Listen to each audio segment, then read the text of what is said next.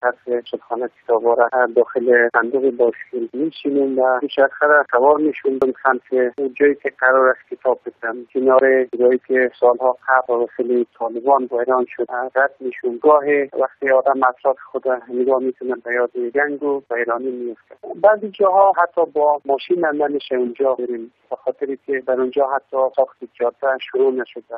مثلا جایی هست که به زحمت باشکل رد کنم. گاهی اون ساحل دور میخوام کتابش تعریف کنم. حدود یک روز میگه در واقع هیچ فرقی نیست. اینترنت یا تلفن اصلا اونجا وجود نداره. هر جایی میرم برای تفصیل کتاب ببینیم اونجا مسابقه هست برای اینکه بچه‌ها کتابای خود را بیارن بیشتر و تفصیل کنن. کتابای داستانی هست، مثلا سری کتاب فروش، مثلا تارزان، بینوایان ویکتور هوگو، شازده کوچولو، سفید دندان.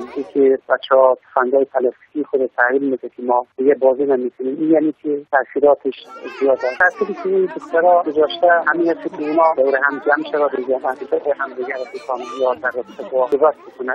من با دقت کتاب شروع کردم، شاید بیش از 10 ماه گذشتم. من تقریبا نزدیک 1000 کتاب در بامیان انتقال دادیم. جاهای مختلف جهان در ما پیغام روان کردن که ما حمایت میکنیم. مثلا خالد حسینی، مثلا کوئلو تحصیلات متاسفانه در افغانستان وجود داره. کسانی مثل گروه طالبان دوست ندارد بچه ها به آگاهی برسند یا مافیای مواد مخدر دوست ندارد که بچه ها نسبت به مضرات مواد مخدر آگاهی پیدا کنند. به این خاطر ما تحقیق شدیم. گاه مدت پنهان میشون، بعد از مدت دوباره حالت خود آغاز میکنیم. وقتی که برمیگردیم به خانه بعضی موقع بچه‌ها کتاب جدید درخواست میکنه و فکر میکنیم که واقعا کار کنیم که کتاب‌ها را بتونیم پیدا کنیم. گاهی واقعا دچار رنجه که اطفال ما یه برم میخواهیم و ما متاسفانه برای ما سخته که نتونیم این کتاب‌ها را بخونیم. ما در افغانستان دقیقاً در درون روستا زندگی میکنیم و